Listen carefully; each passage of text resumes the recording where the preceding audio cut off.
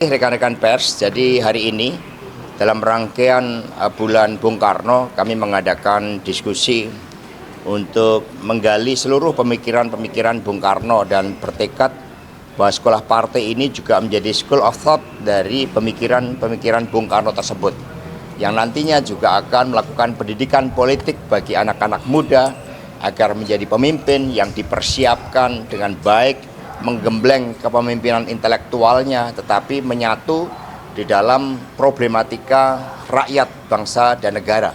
Dan itu dibangun dengan kesadaran historis baik dari sejarah Indonesia maupun juga sejarah dunia sehingga akan digambarkan suatu visi masa depan. Karena tidak ada bangsa yang kokoh tanpa landasan ideologi, tanpa landasan pada karakter, pada budaya, pada jati dirinya, di mana Indonesia adalah bangsa pejuang, bangsa pelopor yang paripurna. Ada pertanyaan termasuk hal-hal lain? Silakan. Saya didampingi oleh Mas Boni Triana, Pak Jarod Saiful Hidayat yang baru pulang dari Blitar, dan Mas saya lengkap Nabil Harun. Nah, biasanya saya nyebutnya Nabil, tapi sekarang Bung Nabil Harun. Saya sebut nama lengkapnya. Silakan. Mas, soal pilkada ini seperti apa persiapannya, Mas? Kan banyak partai yang mengeluarkan rekomendasi, Mas. Ya, kami juga sudah keluarkan, bahkan juga sudah dilakukan pelatihan. Jadi pilkada terus, caranya adalah daerah-daerah yang bisa maju sendiri kami prioritaskan. Kemudian di dalam Rakernas sudah dibahas daerah-daerah yang di bawah 10%. Itu kalau ada kader yang maju, kita dorong untuk kerjasama politik. Dan kemudian antara 11 sampai 19% itu juga didorong untuk segera membangun kerjasama. Jangan melihat bahwa PD Perjuangan ini memiliki militansi tinggi dan juga dipercaya rakyat menang pemilu 3 kali berturut-turut, maka dengan modal penambahan kursi yang ada di DPRD tingkat kabupaten kota ini menjadi dasar di dalam membangun kerjasama. Beberapa daerah-daerah strategis terus dicermati. Kami sudah menyelesaikan ada sekitar 5 provinsi untuk level gubernur, tapi daerah-daerah yang lain terus setiap minggu kami godok. Apakah 5 provinsi tadi itu termasuk DKI Jakarta, Mas? Karena belakangan juga beredar kalau PDIP ini membuka opsi untuk kemudian mengusung Mas Anies juga dengan Nasdem, dengan PKS, dengan PKB dan lain. Jakarta sangat dinamis, apalagi juga ada konsep aglomerasinya. Nah, sehingga muncul nama-nama, Mbak Puan kemarin menyatakan Mas Anies itu menarik. Kemudian ada muncul nama Mas Pramono Anung yang memang punya pengalaman yang luas dan masih representasi orang-orang muda juga. Mas Pram ini kalau naik sepeda speednya bisa 32 km per jam, jadi masih high speed. Kemudian dari sisi pengalamannya sangat luas, muncul nama-nama seperti itu. Ada Mas Andika Perkasa. Ketika Ibu mengumumkan Mas Andika Perkasa ini mantan Panglima TNI bergabung ke PD Perjuangan, itu responnya kan juga sangat luas.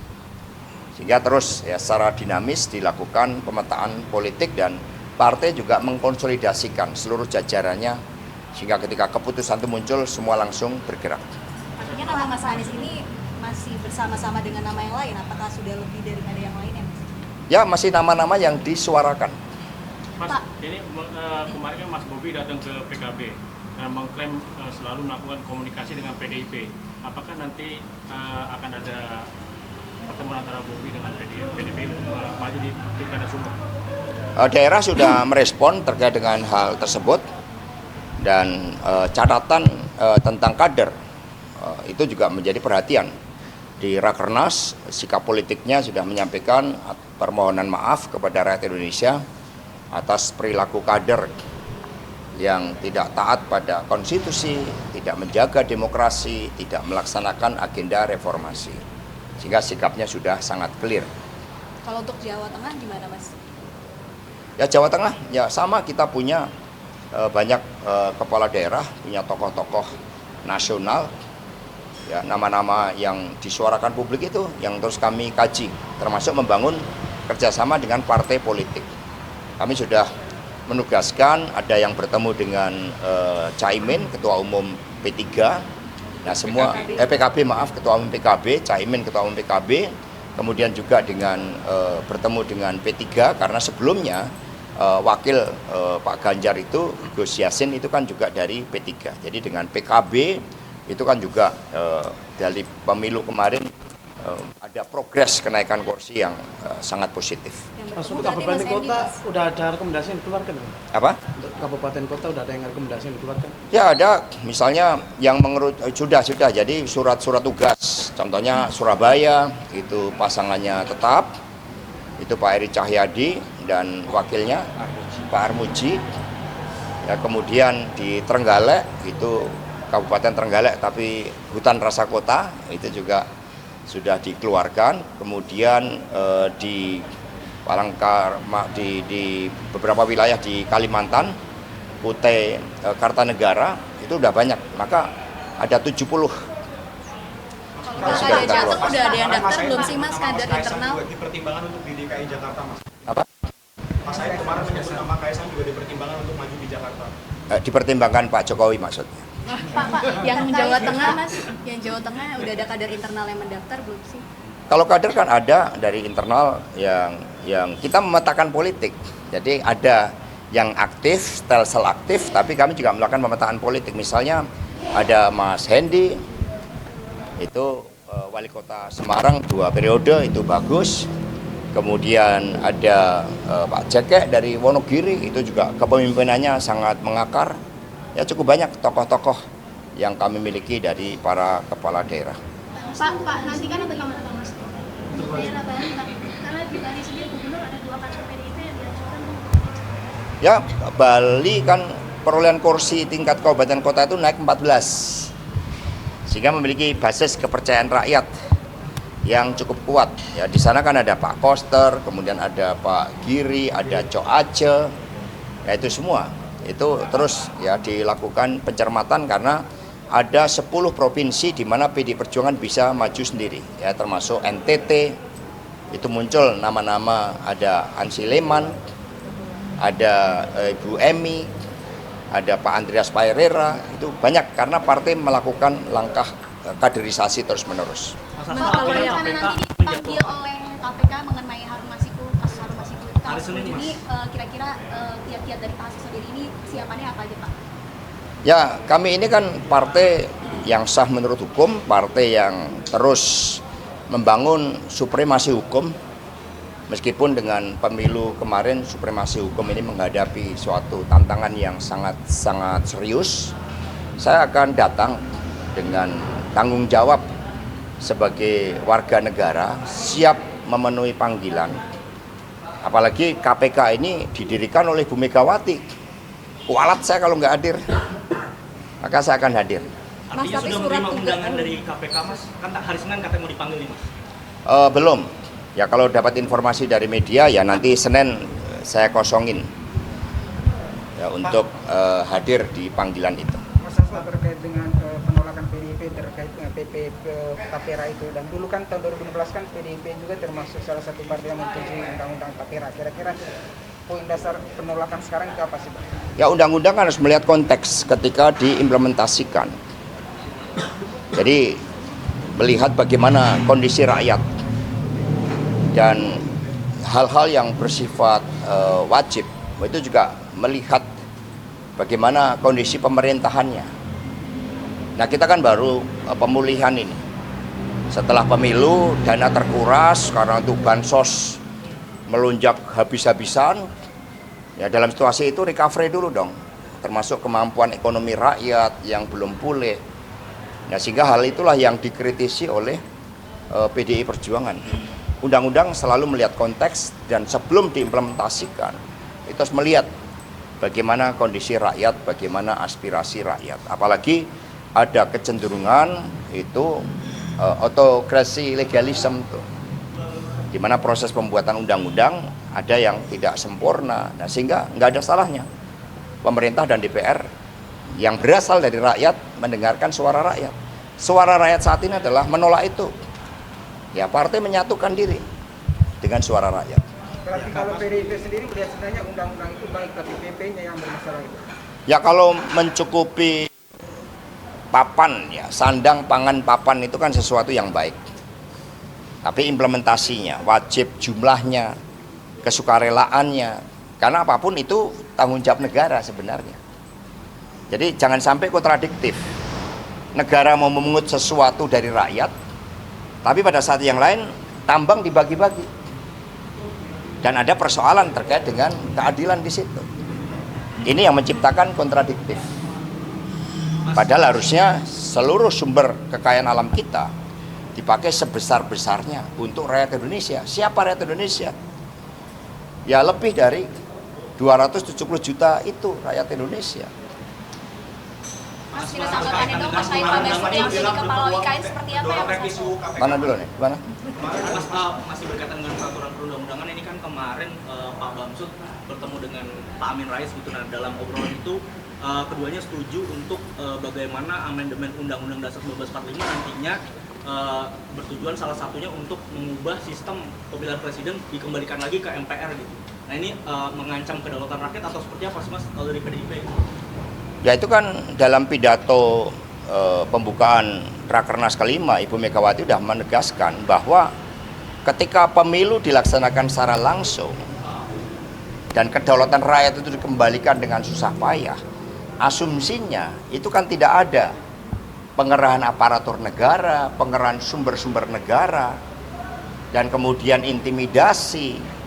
Seharusnya kan itu tidak boleh terjadi, tetapi demi ambisi kekuasaan, itu kan akhirnya terjadi. Tetapi solusinya kan bukan dengan mencabut kedaulatan rakyat itu, tapi melakukan pembenahan-pembenahan. Maka itulah yang dipersoalkan oleh PDI Perjuangan. Meskipun ketika mempersoalkan itu konsekuensinya, lalu saya dianggap menebarkan berita bohong. Kemudian muncul panggilan-panggilan yang sebenarnya muatan politiknya itu sangat kuat. Bung Boni mengatakan itu pasal-pasal kolonial yang kemudian mengurung kebebasan berbicara, apalagi ini terkait dengan produk jurnalistik. Jadi bayangkan buat teman-teman pers nanti tidak bebas lagi karena bisa dikriminalisasi, padahal itu ranah Dewan Pers. Ini pendidikan politik untuk rakyat. Bahwa ketika kita berjuang kebenaran harus dilihat substansi kebenarannya dulu, bukan hukumnya yang dipakai untuk alat intimidasi. Nah ini harus dicermati, maka segala sesuatu harus dikaji dengan seksama. Berdasarkan apa? Konsepsi negara paripurna yang disampaikan Ibu Mega. Kita gali kembali tentang lahirnya Republik ini, sistem politiknya, sistem demokrasinya, sistem hukumnya, sistem ekonominya, sehingga harus melihat secara komprehensif. Dan apa yang dipikirkan para pendiri bangsa itu sudah melalui suatu kajian pergulatan yang luar biasa. Nah itu, sehingga jangan tergesa-gesa mengambil suatu keputusan. Jadi tesa antitesa harus connect dan harus sesuai dengan apa yang telah disampaikan oleh para pendiri bangsa kita. Mas, tadi dari rapat Komisi 3 membuka peluang Komisi 3 DPR untuk merevisi UU KPK. Apakah itu instruksi dari partai dan seberapa jauh dipertimbangkan? Kalau kita melihat spirit Ibu Mega ketika memutuskan Pak Mahfud MD, kan yang dilihat bukan dananya. Dibandingkan cawapres yang lain yang punya triliunan, yang dilihat kan konsepsi dari Prof. Mahfud di dalam menjawab problematika kita tentang nepotisme, tentang korupsi, tentang kolusi, di mana korupsi itu sudah luar biasa. Tambangnya aja 300 triliun, itu baru satu kasus kerugian negaranya. Nah, dan disitulah infrastruktur hukum yang dibangun adalah penguatan KPK, sehingga tidak lagi sifatnya komisi yang semi permanen dari komisi, tapi sifatnya justru kelembagaan yang permanen. Itu gagasan dari Ibu Mega sebagai satu kesatuan konsepsi dengan mengajukan Prof. Mahfud. Tetapi kemampuan Prof. Mahfud di dalam melakukan suatu reformulasi hukum-hukum kita agar berkeadilan dengan integritas yang kuat, itu kan dikalahkan dengan bansos. Ini diakui loh oleh dissenting opinion, dikalahkan dengan abuse of power dari presiden. Ya sebagai suatu konsep, sebagai sebuah ide, sampai sekarang kita melihat nepotisme, korupsi, kolusi justru semakin merajalela. Maka sebagai sebuah ide gagasan itu sangat membumi dan juga sangat visioner. Karena Singapura maju hanya berdasarkan kepada kualitas SDM, meritokrasi, dan supremasi hukum. Mas, wacana tanggapannya dong terkait Pak Basuki yang menjadi kepala OIK seperti apa? Ya, berat tugasnya. Pak Sasto, Ya. melihat kemarin dipanggil oleh Polda, lalu nanti hari Senin juga dipanggil oleh KPK, Mas Sasto melihat ini sebagai tekanan penguasa, apakah seperti itu untuk membungkam PDIP dengan salah satu caranya adalah membuat Mas Sasto terjerat pidana gitu? Ya, ada yang mengatakan kepada saya itu double pressure. Karena ketika saya dipanggil di Polda, saya itu juga diumumkan panggilan KPK. Tapi bagi saya itu bukan double pressure. Bagi saya itu adalah tanggung jawab sebagai warga negara yang harus saya wujudkan sebagai konsistensi untuk taat pada hukum. Yang manggil Polda, saya datang. Yang manggil KPK, saya datang. Pak, tadi menyebutkan soal ketidaksetaraan dalam penyebaran konsesi timah gitu, dan juga masalah-masalah yang dibagikan kepada ormas-ormas Islam khususnya. Dan juga tadi menyebutkan di dalam bahwa Muhammadiyah merupakan organisasi ormas keislaman yang open minded. Sementara bagaimana dengan NU gitu kan ya? Apakah juga tidak sepakat kalau seandainya tambang-tambang itu juga diberikan kepada ormas Muhammadiyah? Saya tadi tidak menyebut itu dibagi ke siapa. Saya menyebut bahwa dari falsafahnya, bumi, air, kekayaan alam yang dikandung di dalamnya digunakan sebesar-besarnya untuk kemakmuran rakyat dan harus dikuasai negara. Bahkan ada cabang-cabang produksi yang penting itu juga dikuasai oleh negara. Itu perintah konstitusi kita. Sehingga dari sisi aksesnya harus ke tujuan dari konstitusi kita ini. Itu sebagai hal-hal yang sifatnya mandatori, hal-hal yang sifatnya harus dijalankan, jangan diselewengkan.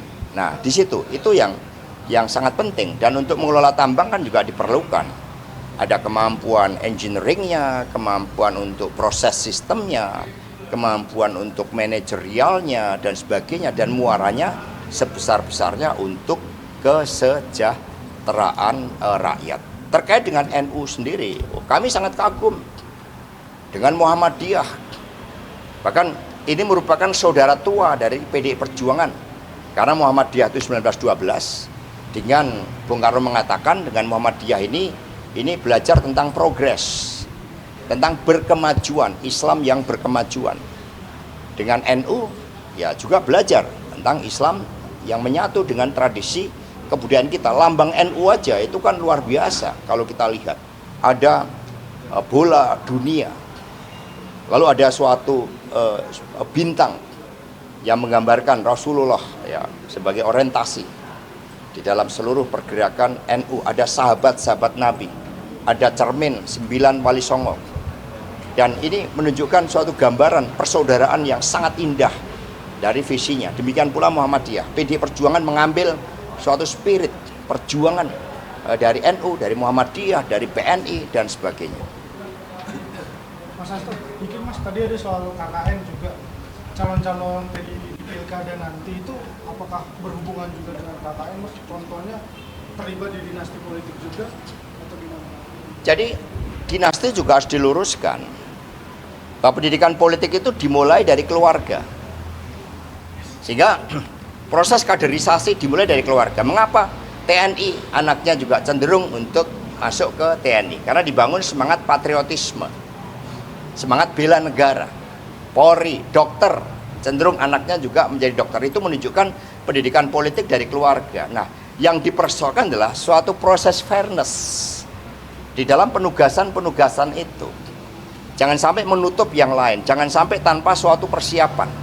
Jangan sampai hanya karena siapa yang menjadi bapak atau ibunya, tetapi melalui suatu proses persiapan. Sekolah partai ini pusat penggemblengan siapapun itu, termasuk dari anak-anak kader partai. Itu juga kami latih di situ. Ini yang harus dilakukan. Jadi dinasti ini bukan sesuatu hal yang yang sifatnya tabu, hanya menjadi tabu ketika mengeliminir hak-hak lain untuk maju. Dan kemudian tanpa proses, tanpa kontestasi. Nah, PD Perjuangan memastikan adanya suatu proses persiapan kader untuk dididik secara berjenjang melalui penugasan kader partai.